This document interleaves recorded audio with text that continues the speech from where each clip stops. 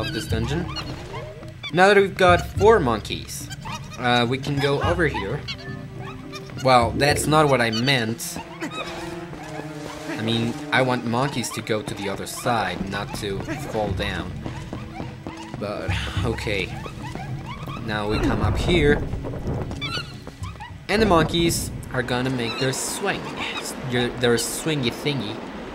We needed just 4 monkeys in order to get to the other side, but I don't want to let go in the middle of the animation because I'm just going to fall down. So,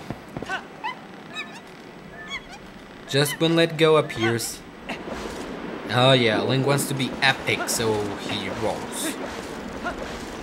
There's this stuff here if you want to replenish your hearts or anything. I'm just gonna enter to the mini-boss. You know that you're entering a boss room or a mini-boss room when that animation happens. The screen goes black, you go to the other side of the door, blah blah blah. You monkey dude are ugly, if I may say so. So, its boomerang actually can cut through those vines, which are the Baba Serpent's roots. So the Baba Serpents are not going to attack the monkey for actually trying to kill them. They're gonna come towards us. So yeah. Now you gotta go with the monkey. And whenever he tosses the boomerang at you, you wanna roll into the pole he's standing in. He's gonna fall, and we gotta spank his butt to death. I just love how they made this boss so hilarious. I love fighting this mini-boss. It's just hilarious. And of course, after all that spanking, his butt is just gonna be like even more red than what it was before, because he already spanked his own butt. There we go. This is the last one. If you miss... Oh, this is not the last one. If you actually miss one of those opportunities to make him fall, what he's gonna do is keep jumping and he's gonna cut more serpents. But there we go. That's the end, and it just hits himself against the central pole. And the bug it had in the head was the thing that was making him evil. But now it's dead. So actually the mini-boss was the bug it had in the head. And now it's not like, hey, there's someone watching my butt. No! What kind of voice was that? Anyways, he left the boomerang behind. There it is. So, if we approach it, whoa! I am the fairy of winds who resides in this boomerang. You have freed me from evil, and now have my true power back. Please take it with you. Use it to aid your quest, and may both my power and my blessing go with you. If you focus power, yeah. So we have the Gale Boomerang in our hands now. Gale Boomerang, it is a little bit different from Boomerang in past games. The difference is in... Midnight stop interrupting me. I bet even the monkeys should be satisfied now. Okay, let's continue coming this place. We found something good, so let's keep searching places. Yeah, so difference with the Boomerang from other games is that you can actually keep the button pressed and it concentrates power. You can lock onto various things and it keeps a weird trajectory. Like this. If you toss it like that, of course the cutscene interrupts me, but the boomerang is actually going to follow the points you point at. Thing. Like for example, if I did this, it's going to follow it. See? It's going to follow the points that you mark. It's not like a boomerang that goes over there where you're pointing and then comes back like the one in Ocarina of Time. You have to do that 3 times, use the Gale Boomerang on that thing. Seriously, I need to lower the volume on that. I really need. But now, we actually made an exit from that place. And as the monkeys are not there anymore, we have to come through here. But actually, we won't be satisfied right now because there's a weird placement of these things. One goes to the right, one goes directly to the front. We want them both to go to the front, so you need the Gale Boomerang for that. That is why we could not come over here first. Now that we've killed that guy, we want to use our Gale Boomerang up here. Of course, it's gonna follow kind of the formula from some Zelda games. Whenever you get an item, you're gonna use it over and over again.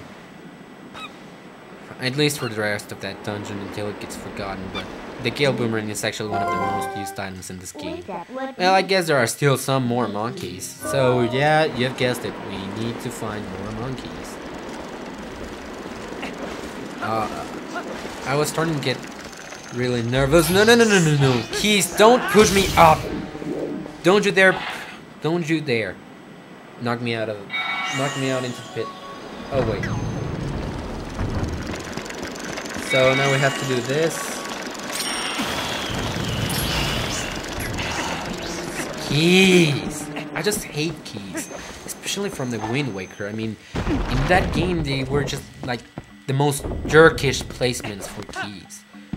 And I really don't mean the keys like you used to open up doors. I mean the keys like keys. Bats. Which sometimes when I say like that, keys a bat, it reminds me of Sonic Adventure, you know? Oh, I miss that game. Well, sometimes, not all the time, but sometimes I miss it. So right here in the center room, you wanna do that? A treasure chest is coming down, and we get this place's compass.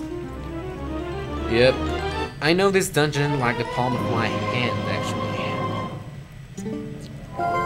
So blah blah blah. Oh, I forgot another thing. Now, if you follow, I told you we're going to do some other thing back in this room. I'm gonna go back to the room where the tile worms were. Skip all those things. Just come back here. Good thing that the deco lights don't respawn like the serpents like the serpents do. So now you want to come over here. Don't mind anything actually. Just don't really have to kill the tile worms. Just want to have your boomerang out and put these flames out like this. Oh, you have to do it one by one. Okay, there goes a second. Even though the aiming was not right, but now you can say die to these tile worms, but they just flee and go back to their place. I don't mind them at all. And here is the second hard piece of this dungeon. So we're only missing one of the 5 items we're finding in this dungeon. We actually got the dungeon map, we got the compass, we've got the 2 hard pieces, and we got the boomerang. So well, those add up to 5, so we're finding 6 items here. We're only missing 1, which is actually the boss key that we used to go to the boss room. Not to the boss room.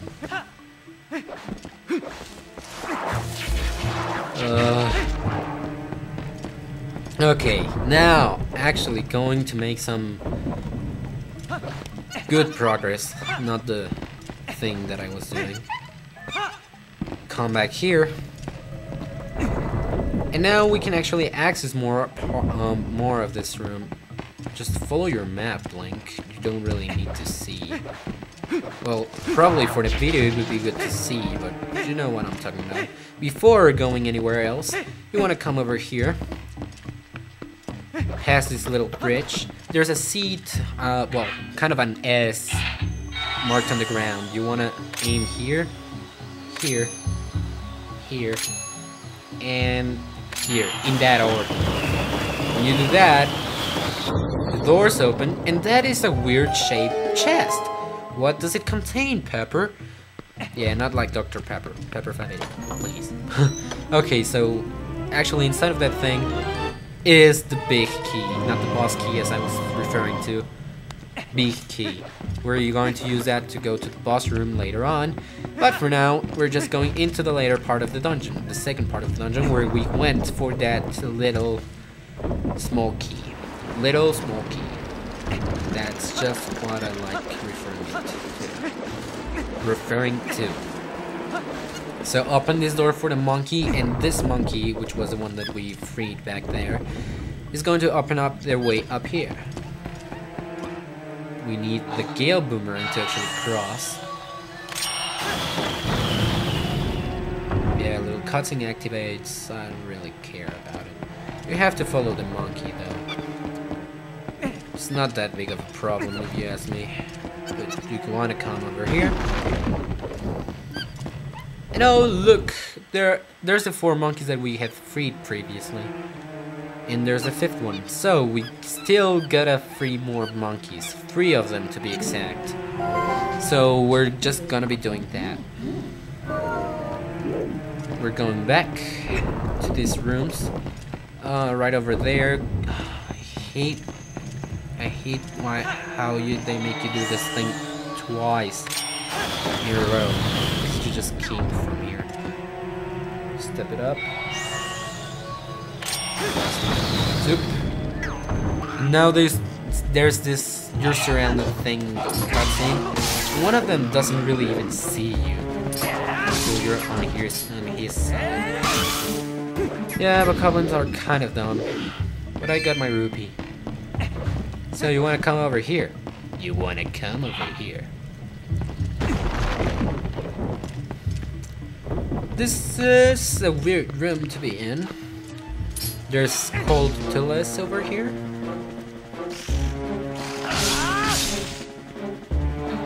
Okay, I wanted you to go die. Ah well, you died anyway. Whatever was the reason for me to unequip my lantern. You wanna fall through here, and you get here to the monkey. There's more skull TLOZ over there, and there's a Deku-like. You don't really want to go over there. It's just losing your time. You want to exit by jumping into the spines. No real science to it. Pretty easy. So there's one of the 3 monkeys we needed to free. So there's nothing else in this room, just more enemies and jars. So we want to leave. You need a key to enter the room on the other side. This is just the order I do it. You can do it in the order you want. Oh, now I thought the boomerang wasn't B. That's the only disadvantage to the Wii game. The only item you can use is the one that's held to B with only 1 or 2 exceptions. So yeah, it's kind of annoying to be switching every time to the item on B. But yeah, regardless of that, it's a pretty good mechanic. You can actually have 4 items out, so you don't have to be accessing the sub-menu every 5 seconds. So now, if we please, Skullwaltula, die. Thank you. Skullwaltula, die. And now we can climb up. Oh, the rupee actually stumbled upon me. So that's a speedrunning tactic for collecting money. Yeah, speedrunning tactics for collecting money. I don't know. I'm just weird again. There we go. I'm sorry if my aiming is kind of awkward, but you know.